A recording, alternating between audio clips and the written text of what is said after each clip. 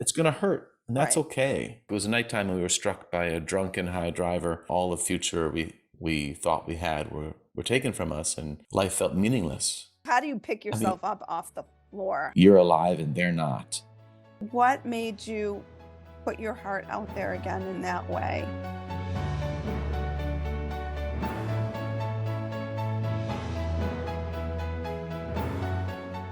I'm Dr. Amy Robbins, and welcome to Life, Death, and the Space Between podcast. I'm a licensed clinical psychologist and medium, and here we explore life, death, consciousness, and what it all means. Today, I have an incredible guest on the show. Colin Campbell is a writer and director for theater and film. The short film he wrote and directed with his beautiful and talented wife, Cirilio, was nominated for an Academy Award. Campbell teaches screenwriting at Chapman University and theater at California State Polytech University in Pomona. He has a BA from the University of Pennsylvania and an MFA from Columbia. Campbell's highly anticipated solo performance piece, Grief, a one-man shit show, premiered at the Hollywood Fringe Festival, where it won Best Broadwater Award and just closed in New York. It is finding finding the words, working through profound loss with hope and purpose is his first book out now. Welcome, Colin. Oh, thank you. Thank you for having me. So before we get into your story, I want to share my experience in coming Mhm. across your work. So I was sitting in an airport, heading out to visit my parents and do some work on some of my podcast and everything out in California. And it popped up, and I started reading it and started crying in the airport and wanted to distance myself from it. I Mhm. noticed that I was like, I'm not sure I can read this. And I read a lot about grief. Mm. I have 3 children of my own. What you shared, and we'll get into it, really stirred up a lot for me emotionally. And this is what I do for a living, right? Like, I'm a Mhm. therapist. I work with people who have lost children, parents, siblings. And then it kept popping up. You kept popping up in my social media feed. Your book, what you say about finding words, and this notion that there are no words, the thing that most people say, particularly when parents lose children.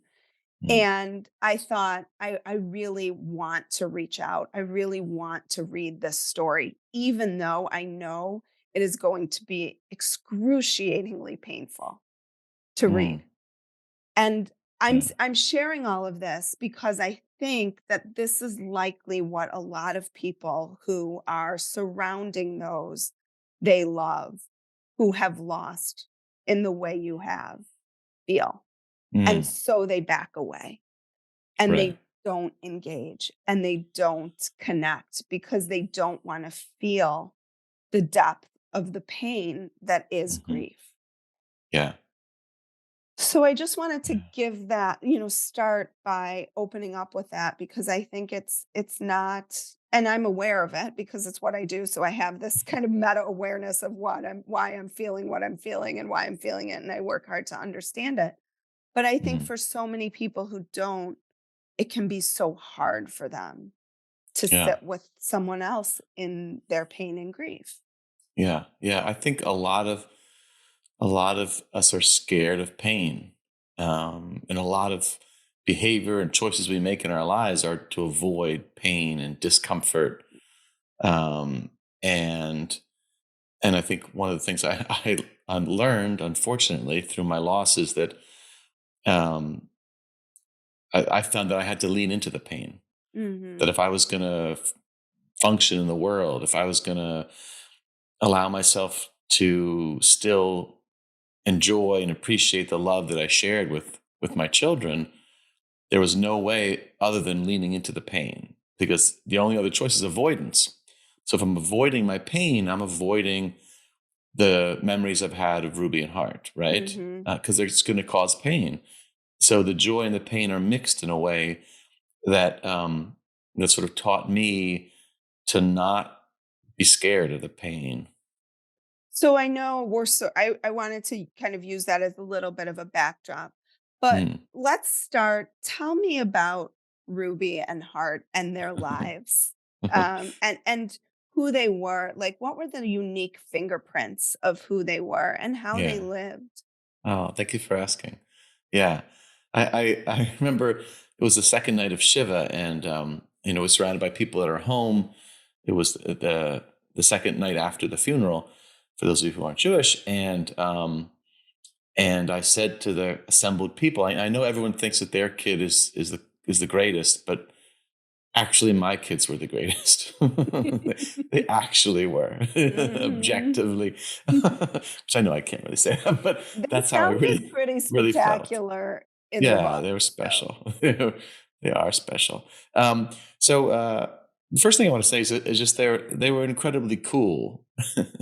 um, they were very proud of who they were. They were in touch with who they were, and they were very, very kind. So mhm. they were like magnets. I mean, one friend of Ruby's just described her as magnetic, and that was true for both of them. People were just drawn to these kids. They were, in many ways, the life of the party. Mm. Especially Hart, he was like the life of the party. Any party we'd go to, he always wanted to stay home. He's like a homebody. But then once he got to the party, he always had the best time. And everybody always just wanted to be around him, and he was just the life of the party. Or if we threw a party, um, and so he was a clown. He was like a nonstop, right from the get go. Even as a little child, he was a clown.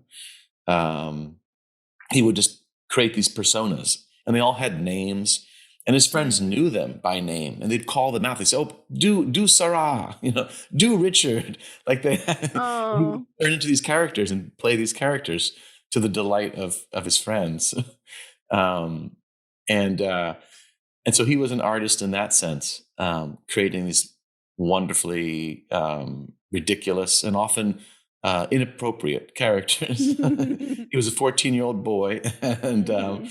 and some of his humor, as I said, there was a ceremony at his school, which was held in the chapel. It was an Mhm. Episcopalian school, and I said, I spoke to the whole high school class after his death, and it was quite beautiful that they allowed me to talk about my Ruby and Hart. And I said I can't really share any of his jokes because they're all inappropriate for chapel. um, but and then Ruby was an amazing artist. So she discovered visual arts kind of late in her life. She was a reader, a voracious reader, and like a scientific mind when she Mhm. was younger. This brilliant, brilliant mind, and then she turned to art right around when she was 14 or 15. She struggled with suicidality and OCD Mhm. and depression, um, and that was very hard for us because she was such a radiant light until suddenly she was racked with OCD, and it sent her Mhm. into spirals of depression, feeling trapped, in her mind, until we found the right medication and the right therapist, and then she was able to manage the OCD and then became like this rock star, which was Hmm. really beautiful to see her embrace her sexuality. She came out as this proud lesbian. I call her a proud lesbian warrior for social justice because she was just fierce Mhm. in her protection of the oppressed. Any kid Mhm. that was being picked on, Ruby would like take up the mantle and stop it because she was that powerful. But she created beautiful works of art, digital art. She did animation. She did line drawings, pencil drawings, painting, Wow. They both sound everything. like super creative, Yeah, just like in touch with themselves in an incredible way at the ages in which they were. yeah, That's pretty yeah, rare for those ages. yeah. So tell us what happened. For those of you who have reached out on Patreon and donated, thank you so much for heeding that call. Thank you. If you have not yet supported the podcast, please go to Patreon, put in Dr. Amy Robbins, and there is an opportunity to support at whatever feels comfortable for you. It helps me with the production costs. My small, very small, but mighty team, it helps keep all of that running. So if you are a fan of the podcast, please consider donating whatever feels good to you. $5 a month, $20 a month. Please take a minute and donate. Also, I am so excited that my course that I have been working on for years is getting ready. We're getting closer. It will be launched at some point this year. So if you're interested, please go ahead and put yourself on the wait list on my website at dramyrobbins.com. Also, if you happen to have any companies that you think are aligned with the vibe of this podcast, I'm looking for sponsorships as well. And the best thing you can do to help this podcast is to spread it via word of mouth. I know so many of you have already said, I've shared this with my friend, or even therapists have shared it with their patients, and patients have shared it with therapists. If you love the podcast, please share it. We have an online global reach here. So go ahead, tell your friends, tell your family, rate and review the podcast. Just spread the word so we can continue spreading messages of love and light and consciousness and awareness and science and spirituality and just how to live the most meaningful life that you possibly can. Please support life, death, and the space between. So it was June 12th, 2019, and we were taking a family road trip to Joshua Tree, which is it's in the high desert, about 2.5 hours east of Los Angeles, for those of you who don't know. It's a sweet little town with amazing rocks and trees. The Joshua trees are amazing. Mm-hmm. And they're special trees that are only found in certain, very few locations on Earth. And one of them is in Joshua Tree, where they're there by the thousands. So it's a very special, kind of magical place. And we'd been going out there all their lives. So all four of us loved scrambling up these rocks. They're fun rocks to climb. And we had looked at this home as like a vacation home, this little small kind of rundown cottage, but with amazing views. And we were like, wow, this is a magical place. And we bought it, and we were going back there, having just said, yes, we want to buy it, to just look at it again one more time. And we were struck. It was nighttime, and we were struck by a drunken high driver going 40 miles above the freeway speed limit. And she never even touched the brakes. She was so drunk and high. And Ruby and Hart were killed in the backseat. And Hart was 14 and Ruby was 17. Mm-hmm. And then my wife, Gail, and I, we were suddenly in a whole other world, right? And our whole lives and all the future we thought we had were taken from us, and we felt shattered and had to figure out a way to mourn and process our grief. Mm-hmm. And so it hasn't, I mean, it's only been, what, not even coming up on 4 years. Coming up on 4 years, that's right. And you take us in this book through the process of your grief, but also really the process of probably most people's grief, despite what so many say about there is no one way to grieve. Yeah. So you've been in grief groups, you've worked very closely with your rabbi, it sounds like, and your community to embrace and kind of like hug grief in as tight as you could. To come out. I don't even want to say come out, because I don't think you ever come out of this, but to still live, I guess, would be. Yeah, I think that's a great way to put it, right? How do we stay in life and still grieve, still be in touch with that grief, but not be trying to compartmentalize it in a way, and or be overwhelmed by it. Mm-hmm. And I found, for me, if I was just sitting around feeling sad, I would be overwhelmed with my grief. It would send me into despair. But if I was able to take action in grief, and either have a ritual or a ceremony, or talk to a friend about Ruby and Hart or my grief, or even just little things. Like I'm actually wearing a shirt of Ruby's right now. She loved, and you can see, I can stand. Oh, I can't see. Let me. There's like an octopus. Yeah. Ruby loved octopuses, and this is her shirt, and she loved it. And And I have tattoos. These are Ruby's designs. Mm. There's these wolves that she Is did. that the I know you talked about the wolf you feed, that Yeah. famous kind of quote about which kind of part of your psyche are you going to engage with? Right, right. Is it going to be the joyful side or the bitter side, right? Mhm. The rage and envy or the love? Yeah, yeah. So I try and feed the love. But uh oh, now I'm distracted. What was No, what was I no, no, talking no. about? We were just talking about Oh, about how being you come in out life. and live, right? Yeah, yeah, yeah. And how do we reconnect to meaning and purpose? Mhm. That seems so important to me because at the time life felt meaningless. I had no purpose. Mhm. If that's what it felt like to me, losing Ruby and Hart. And I did not like that. I did not want to sit in Yeah. that despair. And so I knew I had to sort of take some kind of active steps towards re-engaging with life. And where do you even begin when you Mm, lose in such a profound way? I mean, that's anybody who has children, it becomes you can't imagine it before you have kids, and then you have kids and your mhm. identity becomes Right. being their parent in so many ways. Yeah. And so as a parent losing both kids at the same time, Hmm. where do you start? Like Yeah. what's the first Well, step?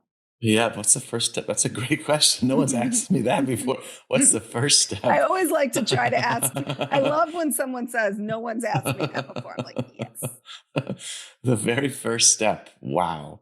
Um, Like, how do you pick I mean, yourself up off the floor? How do you yeah, roll out of bed in the morning?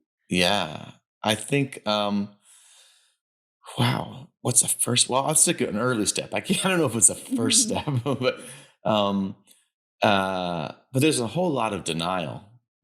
It seems like that's a pretty universal reaction that Mhm. it's literally you cannot believe it. How you cannot believe that they are actually gone from this earth and you will never see them again, and Mhm. you're alive and they're not. It is really hard to believe, Right. and it takes a long time to believe it. And the denial, works in very strange ways, where your brain is working to try and fix it, to try and get them back, right? And so you do all sorts of very strange things because part of your brain is trying to get them back. Well, it's almost like Um, I think denial too can be like a real safety mechanism, mhm. right? It's like Right, like we'll a open the buffer. dam a little bit for Hmm. you. But Yeah. if that reality came in, full force, I feel like you drown. Maybe, yeah, yeah, yeah, yeah. There's like a grace to it that I read, Mhm. in a book described it as a grace in denial. But ultimately, I feel like denial is not our friend. I feel like pretty early on, I wanted to actively get away from denial. I Mhm. did not like um, living in this world that wasn't real, the world where Ruby Yeah. and Hart were still alive. I Mhm. didn't like it. Didn't leave me feeling good. Mhm. Um, Because and you'd at some point realize it wasn't real. Yeah, yeah, I knew it was. I mean, I buried my children. Right. I was there when they were killed. I saw them, their bodies, so I knew they were dead. But and it did not give me relief to sort of imagine that they weren't. So that sort of confrontation with denial is sort of the first or one of the early steps. Um, and the Mhm. Jewish traditions. So my book is a lot. I'm not Jewish, but my wife's Jewish, and Mhm. our kids are Jews. We raised them as Jews, and they got bar and bat mitzvahed, um, and that was very meaningful to me and to them, especially to Ruby. Um, and so I leaned on the Jewish traditions of mourning, and they helped me a lot, and they taught me a lot of very valuable lessons about literally how do you grieve, Mhm. and so one of the early lessons was about denial. It's a Jewish tradition that in this case, the parents, we we put dirt from our hands onto their caskets. And then we sat and watched our entire community finish burying them. They continued Mhm. burying them. right in front of our eyes. And it seems on one level like cruel, like, why don't you just get these parents out of there? But actually, no, it's in a way, it's so helpful. Um, and so many of the Jewish traditions are like that. Like, you don't have one night of Shiva. It's the whole week of Shiva. Right. People keep coming to your house, and you're supposed to say the mourner's prayer every day for the first year. Mhm. And you can't say the mourner's prayer all by yourself. You have to say it in community. There have to be at least Mhm. 9 other people with you, a minion.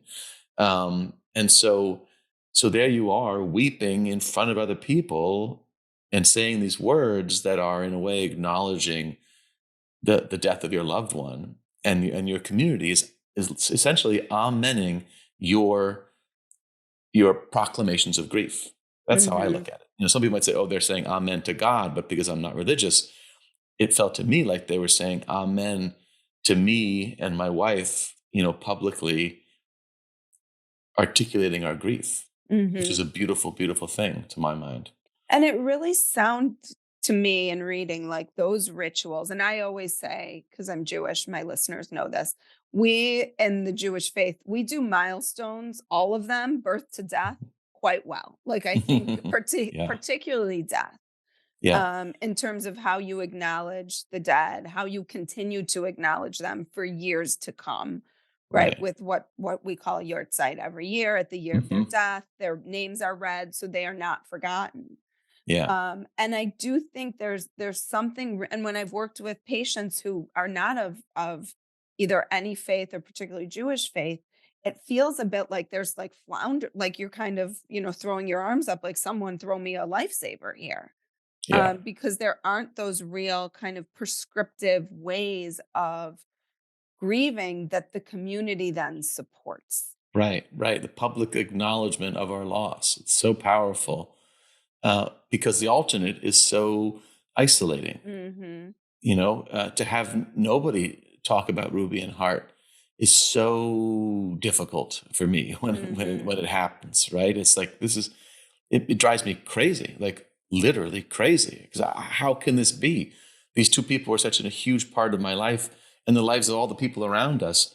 If we're not talking about them, not constantly, but just a little bit, like just acknowledging that they once were here and they're so impactful, it can make me feel like I'm insane. Mhm. Um, yeah, yeah. And so what happens when that time is over? The Shiva, right, which is Hmm. 7 days, and then the 7. first month is Shloshim, which is Sheen, the 30 right. days.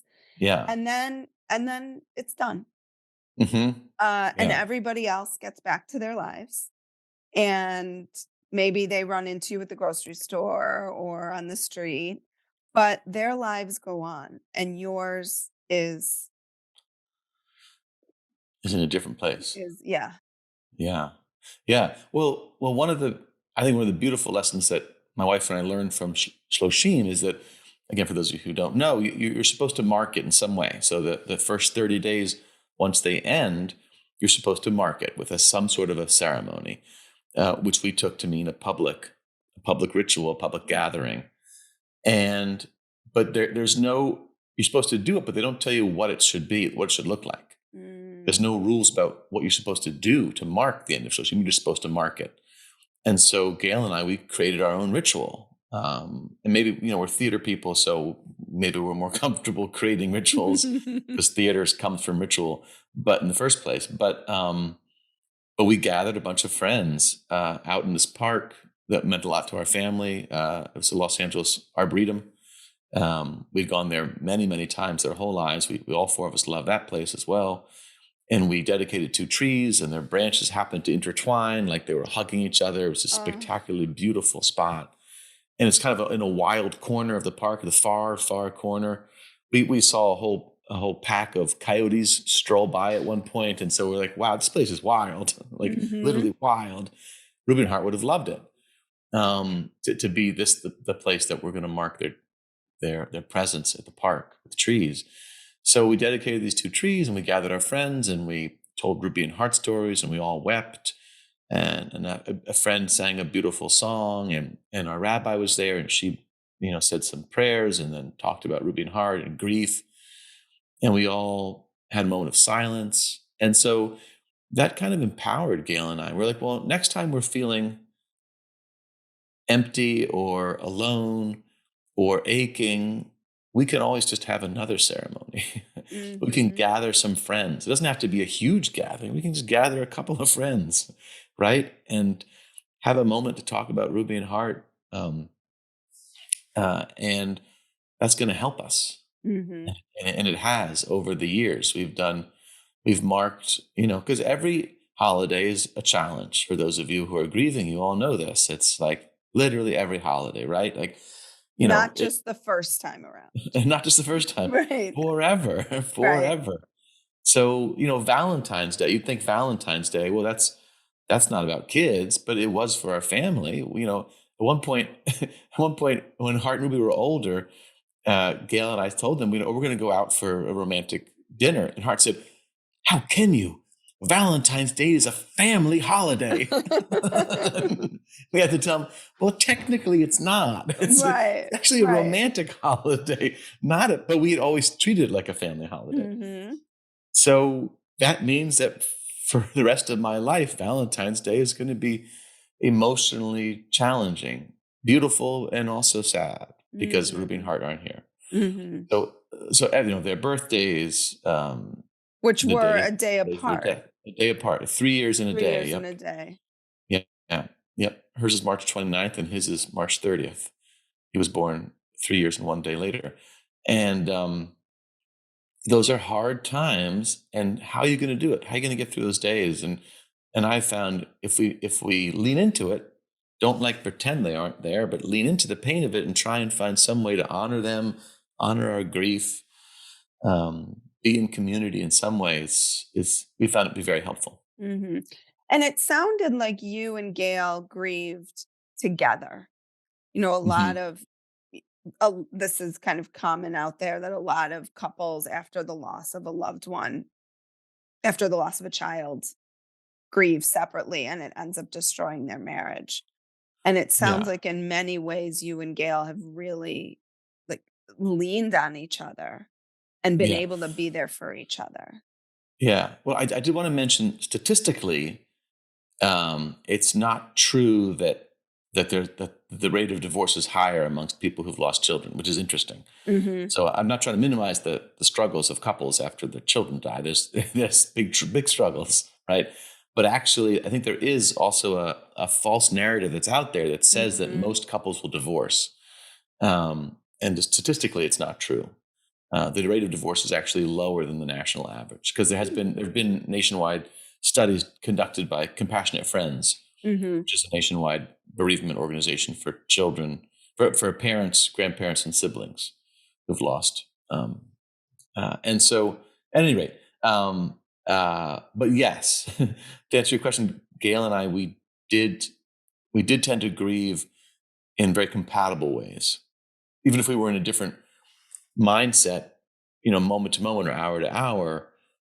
We certainly both agreed that we were going to lean into the pain of our loss. We were going to talk about Ruby and Hart and our grief, and we were going to hold rituals together, to help us. Yeah, and I think that I've heard from many couples who do struggle with the idea that they grieve differently, and I kind of feel like, well, they're not really grieving differently. One is trying to actively grieve, and one is trying to avoid the grief. Um, Mhm. and so, uh, so I would just encourage people who are struggling to not avoid the grief and talk about it, and that's going to really, I think, bring you together with your Mhm. loved one, whether it's a spouse or a sibling or whoever else you're grieving with. If you can share, if you can find a way to share your feelings, and the pain and the loss, it's going to be so much, um, less suffering as Mhm. you grieve together. I think the suffering part is what we want to try and avoid. Can you talk about what defines suffering? And Yeah, so you talk about pain, suffering, and despair. yeah, yeah. So, and I got this idea from Megan Devine. So I always want to credit her because she really helped. Her book, It's Okay or Not Okay, really helped me in early grief. But I don't think she invented it though. That's where I got it. That's where I received it. But the idea is that we're going to experience pain. We love somebody, they're gone. That hurts. That's just how it is. There's no Mhm. way to. You can't. You can't escape it. That's the price you pay for love, and that's okay. Well, and I think the hurt of it, particularly in Western culture, is that we try to cure everything. Right. Right. You're trying to fix things, right? Right.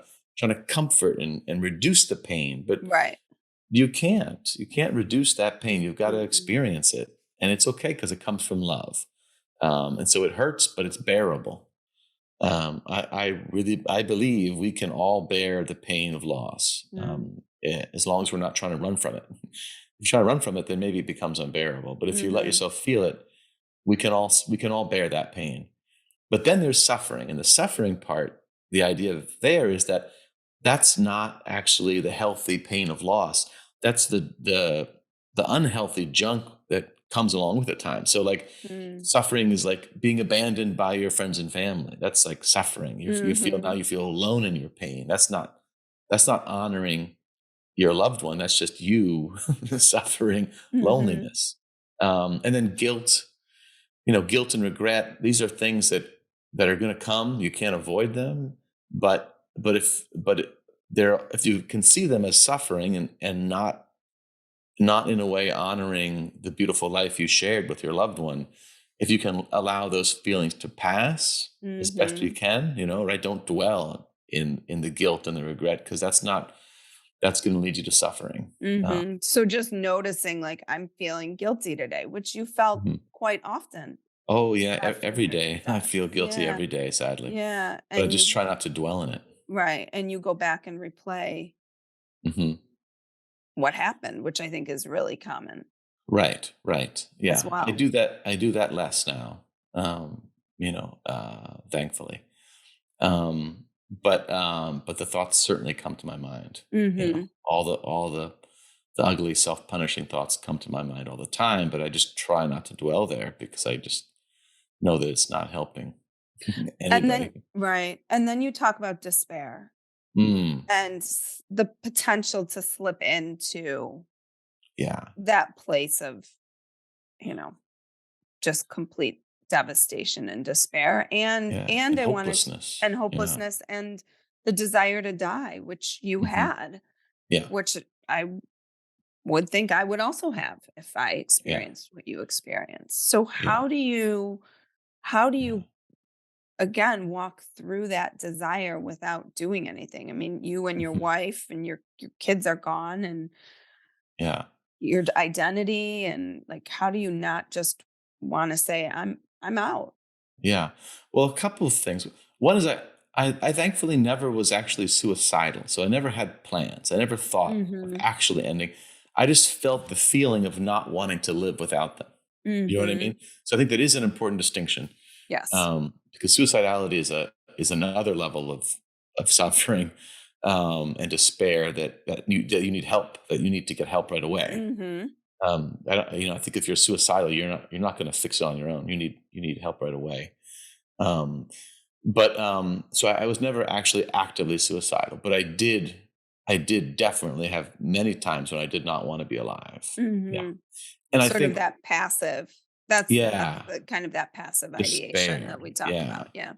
And I thought, one thing was that Ruby struggled with suicidality. So she actually Mhm. did feel suicidal, and she fought hard to not be suicidal. And she tried so many different medications and so many different therapists because she kept trying to engage in life.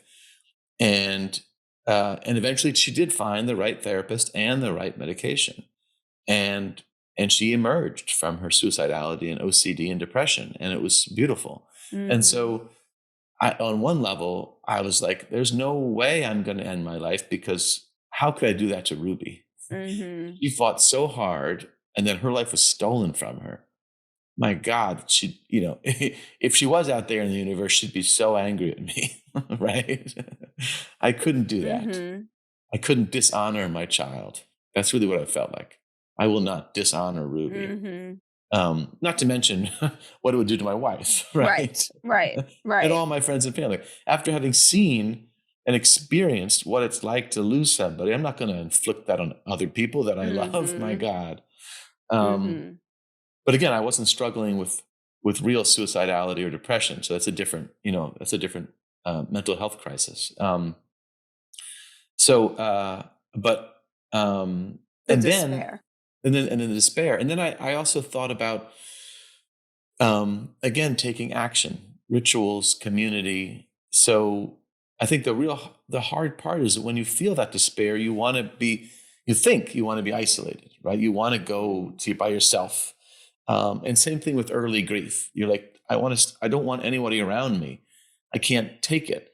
But actually, Shiva taught me that that's not true. I actually did want people around me. I did need to talk about Ruby and Hart and my grief to other people. And that was a very valuable lesson because every night of Shiva, I would be like, oh God, they're coming. They're coming again already. It's already time. Right. No, no. And then here they come. You know what I mean? Right. The And door it's like, opens, oh, the and door opens. Like, for oh 4 God, hours, it's like a no, no. barrage of people. But then I was always left feeling like, oh, this is wonderful that I get to do that. I get to talk. Not wonderful is not the right word, I guess, but I guess it wasn't wonderful, It's but it very was supportive, supportive. supportive, Yes, and you yes, and feel, necessary. yeah. It felt necessary to me. Yeah, and so I guess in the moment of despair, you feel like closing yourself off, but actually, you need to do the opposite. You need to get out and reach out and take action. And so I think I had sort of learned that viscerally. Like whenever my instinct says, no, I don't want the pain. I don't want the people. I don't want life. I'd be like, uh-oh, no, no, no. Alarm Mhm. bells, that's Mhm. wrong. And I would say yes. I would say yes to help, yes to people, yes to doing something out in the world. Well, and the book really walks through so many different steps and prompts and Mm, rituals and things that people can do. What I found so touching was the letters that you would write to friends, mm, or the letter that Gail wrote when she went back to work, around helping people to be comfortable around you, which a lot, or what you yeah, needed, which a lot of people yeah. will say, well, I don't want to have to do that. I shouldn't have to educate other people around how I'm grieving. They should know, or they should do this, or they should do that. Mhm. Why did you do that? And what did you find when you did? Yeah, yeah. No, I think that's exactly right. That it's so prevalent, the idea of like, why should I educate all these people? I'm the one that's suffering. And I think I felt like I might have been sort of uniquely empowered because I would have definitely been the person to avoid somebody in grief, Mhm. 100%. So I had a lot of sympathy and compassion and understanding for people who wanted to avoid me because I was definitely in their camp, times 10. Mhm. So so I think I sort of it was easier for me to think like, "Oh my god, these poor people, I need to help them, help me, because otherwise I'm gonna be alone." Mhm. Because if the world's like me, I mean, Right. right? I'm in Right. trouble. Right. My old me, if the whole world is like old me, then the new me is in big trouble. Right. So I Right. better say something to these people. Um, and then, you know, some people say like, "Oh, it must take a lot of like um con- not confidence, but it's hard to say what you need to your friends, right? It's definitely an Mhm. act of like uh Courage. courage. Yeah, courage. And it's going to be socially awkward. You don't normally tell your friends what to do, right? Right. Right. How to talk to you. This is how you Right. need to talk to me. Right. um but I knew my friends loved me, and I knew the stakes were so high for me. It Mhm. was I was going to I was going to lose my mind if I couldn't talk about Ruby and Hart Mhm. and my pain. I wasn't going to I wasn't going to make it. So if it was going to be a little socially awkward to tell some close friend, listen, you need to say Ruby and Hart's names right away. You know what I mean? That doesn't seem so hard to me Mhm. in context. It didn't seem hard to tell people what I needed. And then Gail and I both got amazing positive feedback right away because it was so helpful to my friends and family, right? They wanted to be told what to say and, Right. how we should talk. the ground rules to Mhm. make them feel safer.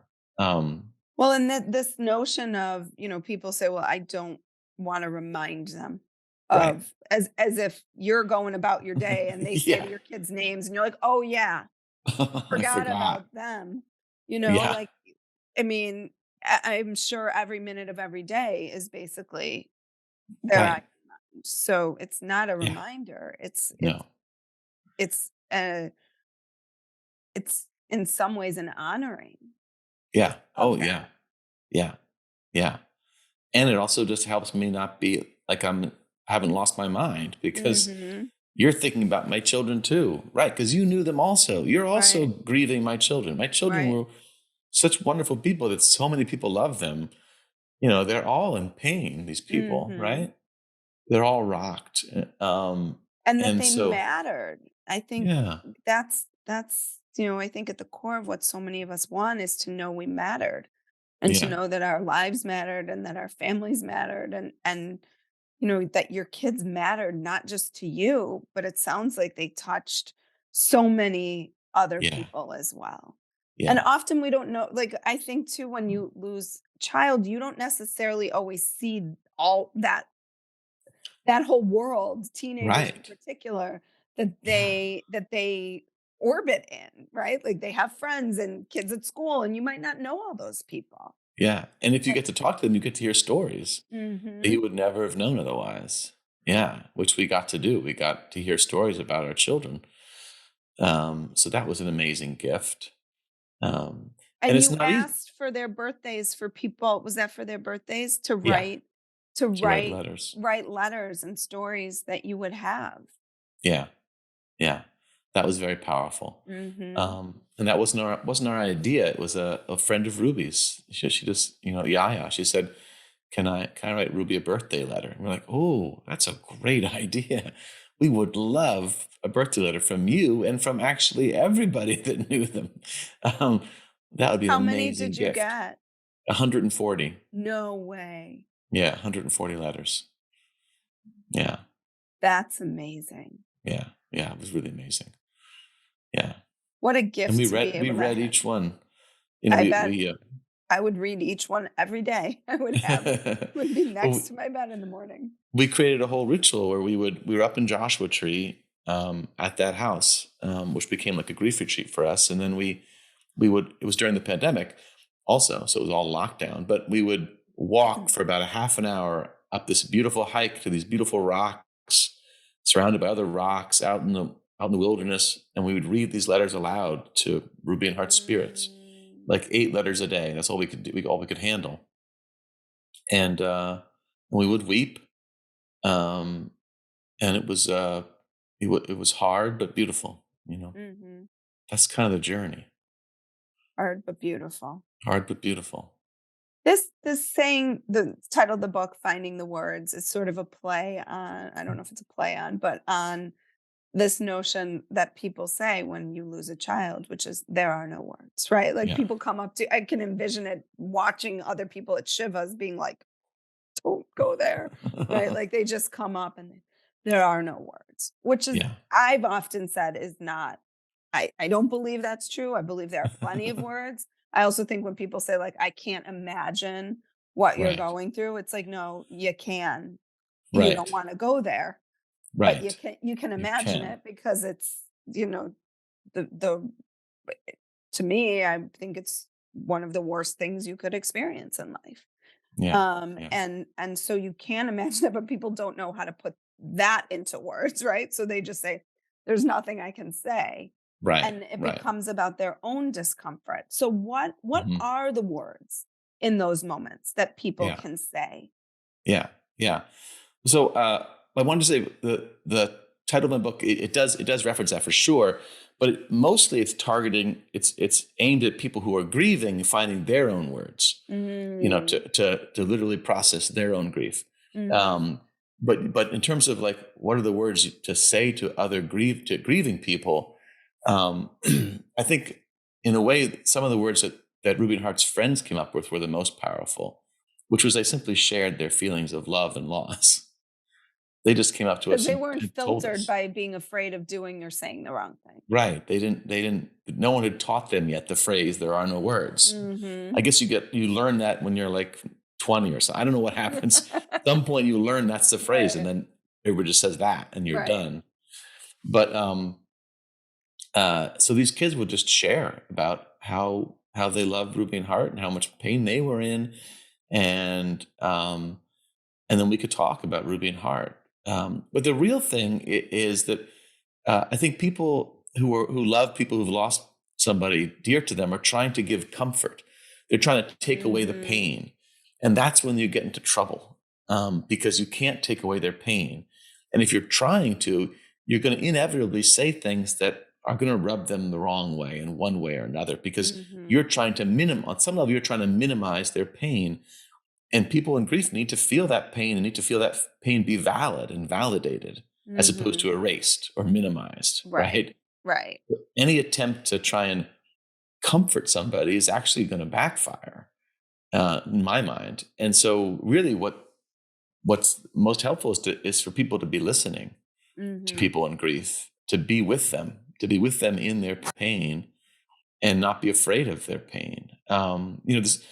This I talk about in the book. The very first lesson I learned about that was taught by uh, a doctor in the pediatric intensive care unit that was taking care of Hart in his final moments. mm, And Hart died of 3 life ending injuries, so there was no chance for him to survive.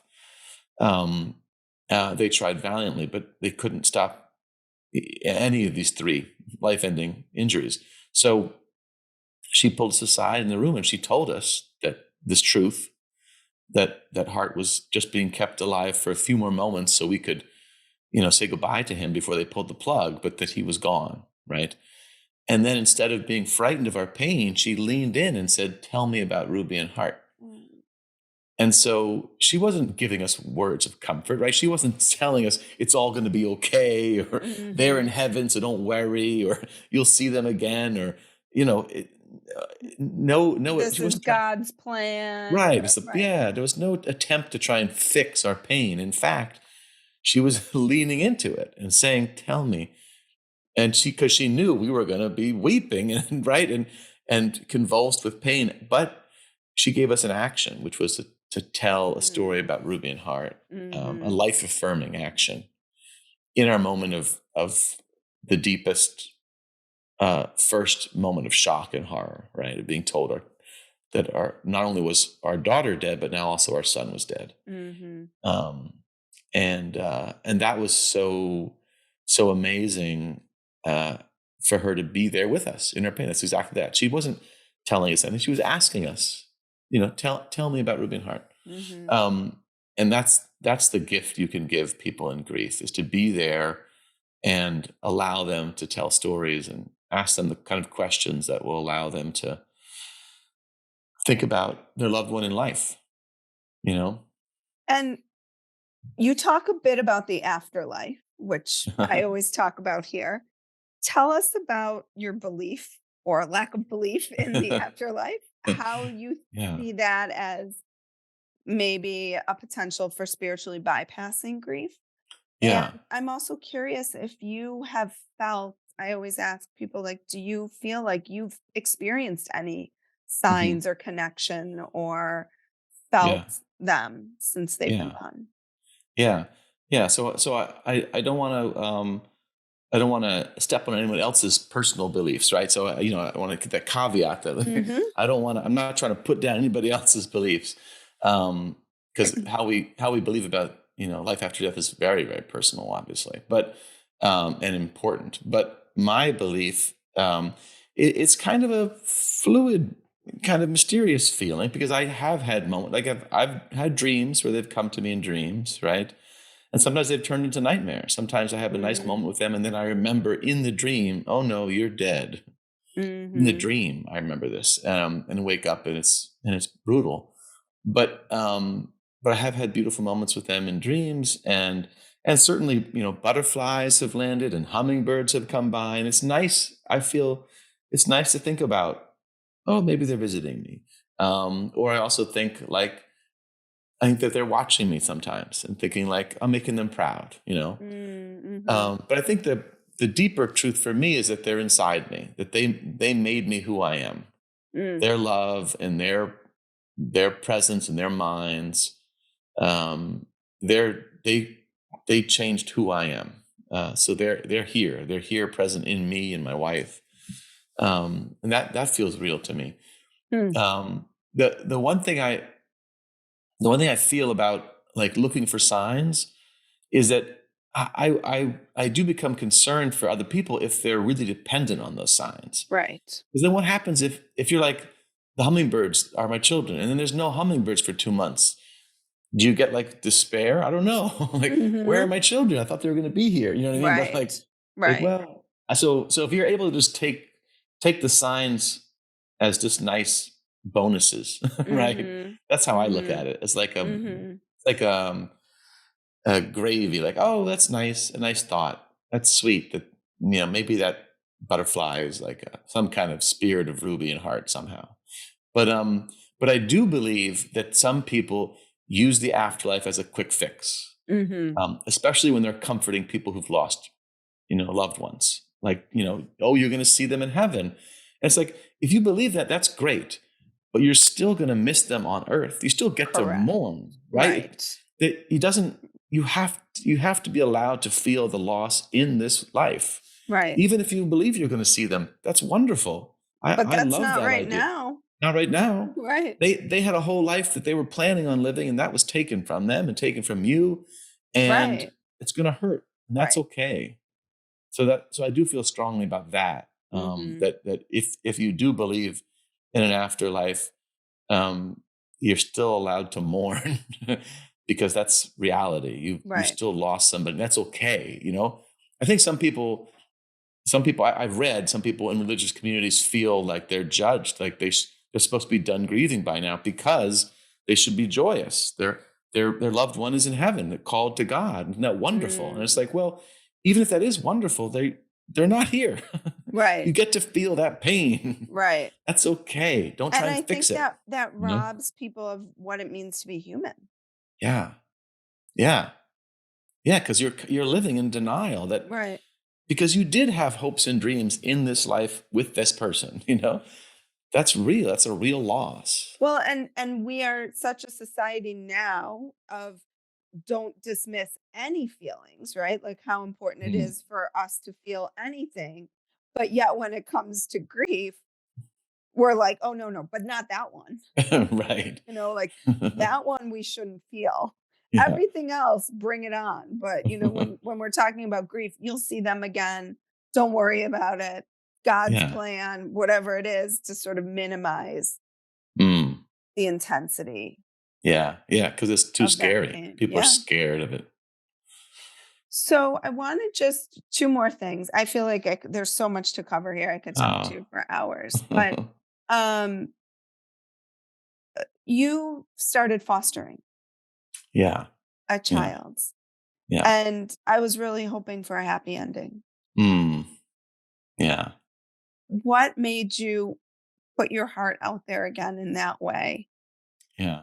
fearlessly, bravely? uh, To Yeah. Hopefully, right? Hopefully. Well, it was actually Ruby's idea. I credit Ruby. Mm, Like 2 years before she was killed, she said to us, "We should foster adopt." And Gail and I were like, "What? First of all, how do you know?" You're like, she was like 14 at the time. How do you know about foster adoption, right? right. But she did. She's like, "Well, I they're, think speaking to probably how amazing they were. yeah, Like, I think so." right. She was super, super amazing. And so, and she said, "Our family's so full of love, and there are people out there who need families, who need this love, and we could share it." I was like, "That's so beautiful." And then it was about 2 weeks after the crash, and Gail and I were aching. It's so interesting. You're in a home, and there's two empty bedrooms, Mm, and it feels like, oh my God, once upon a time there were children in those rooms. What a privilege that is, right? What a privilege to have children in your home. Like, I can't even I can't even believe that I was so lucky that I had them in my house, because now they're gone, and I just feel this horrible aching, right? Well, and I was thinking about that actually last night as I was folding laundry, getting ready to interview you Mm, today, you know, yeah, and that moment that slips in, it's like more like right. this endless supply of laundry that seems to never end. And I had a moment where I thought of you and I was like, Mm, what a beautiful thing to be able to going to cry, to be able yeah, to fold my kids' laundry. kids' laundry, absolutely. Yeah, and don't get me wrong, I was irritated plenty at Ruby and Hart as kids, and like, oh my god, and I loved taking vacations with just Gail and I, escaping for a romantic getaway for a weekend. But now that they're gone, it's like, oh my god. So I said to Gail just 2 weeks after the crash, I said, we can still be parents again. We can foster Mm, adopt. And she said, thank God you said that because I was thinking it, but I was scared you wouldn't want to, you know. mm, Because we lost our children, mhm. and that pain is so terrible. And so we took a chance, and the reality is this girl is quite an extraordinary girl. She's 16 now, and I do love her, but she decided after a year and a half that she did not want to be part of a family. She did not want to be open.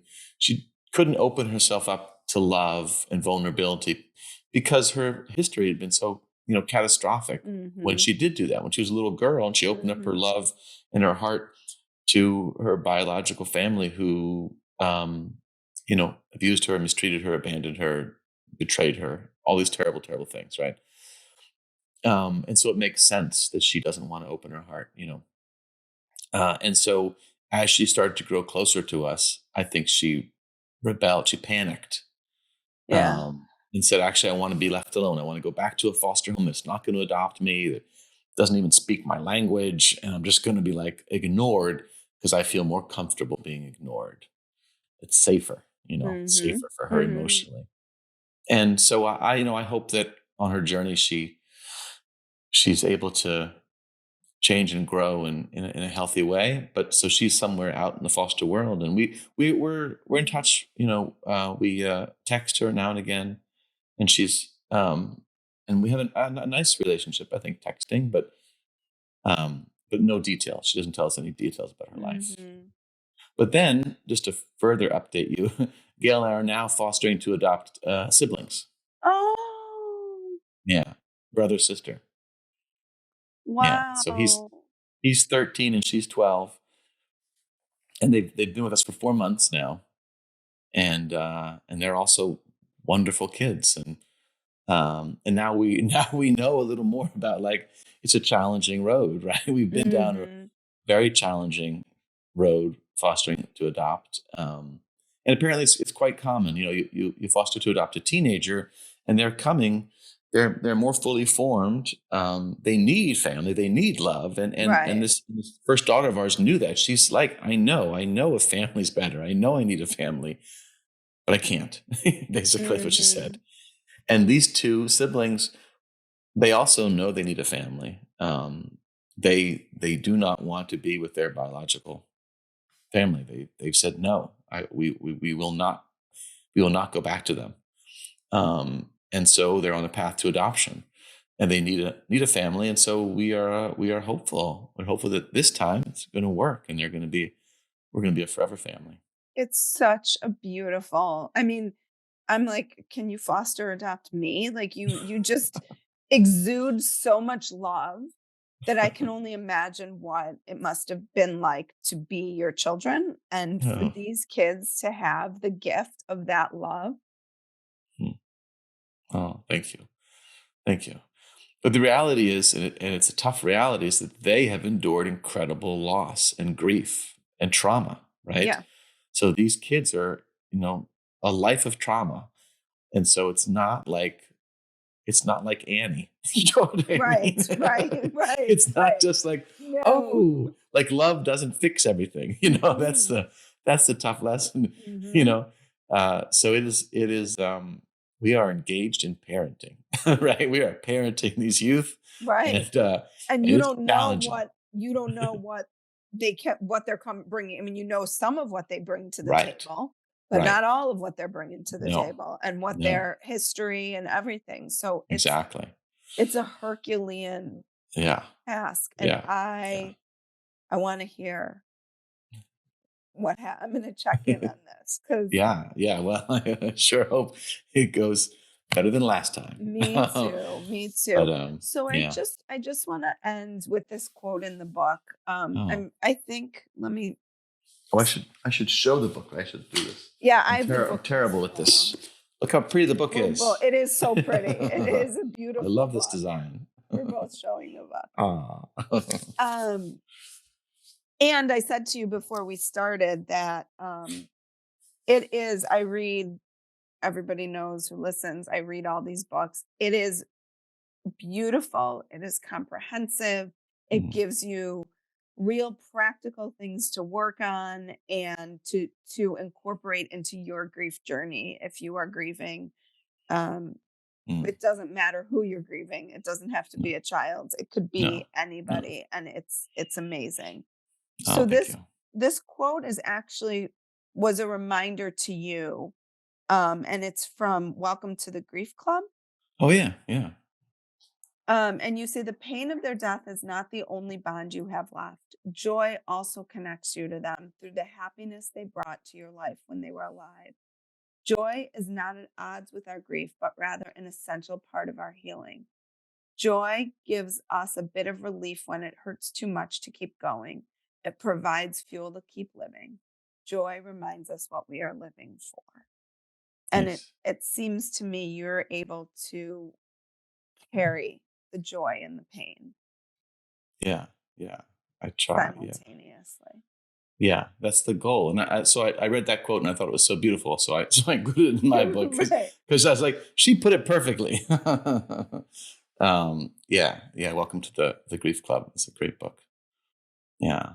Well, Colin, thank you so much. Like we said, the book is Finding the Words, Working Through Profound Loss with Hope and Purpose. I cannot recommend it enough. It is Ah, it's just a beautiful read, even if you're not grieving. It's just a beautiful read. The eulogies ah. at the end, what you share, I mean, there's so much we didn't touch on today and so much more we could have. But just absolutely incredible. So, Colin, I'm so sorry for Oh. your loss of Ruby and Hart and Mm. what joy, and it sounds like how much they had ahead of them and could have brought to this world that Yeah. so needs their kindness and specialness, and to Gail as well, Mm. and for Thank you you. being brave enough as a man, which we didn't touch on in masculinity and grief, but Oh, as a yeah. Yeah. man sharing this really profound journey and your ability to dig deep inside yourself and access those feelings and not run and hide from them, because so Mm. many do. Yeah. Yeah. Oh, thank you. Thank you so much. Where can people find your work, Ah. your one man shit show that's over? Yeah. So on Instagram, I'm at Colin Campbell Writer, and I have a website, www.colincampbellauthor.com. And that's information about my book. And then my show is at www.griefaonemanshitshow.com. And that tells you information about my show. Okay. But yeah. Great. Well, all of this will be in my show notes as well. So, Colin, thank you so much. Please keep me updated. I want to hear Oh what well. happens with your two foster to adopt children. I'm rooting for you. I'm sure Thank you. everybody that's listening is rooting for you and Gail as Oh, well. So, thank you so much. thank you. Like what you heard today and want to hear more? Wondering what comes next and what it all means? Head over to Apple Podcast, Spotify, Stitcher, Google Play, or anywhere you get your podcasts and hit subscribe. Also, if you could take a minute to rate and review my podcast, I would really appreciate it. Stay tuned as we continue to explore life, death, and the space between.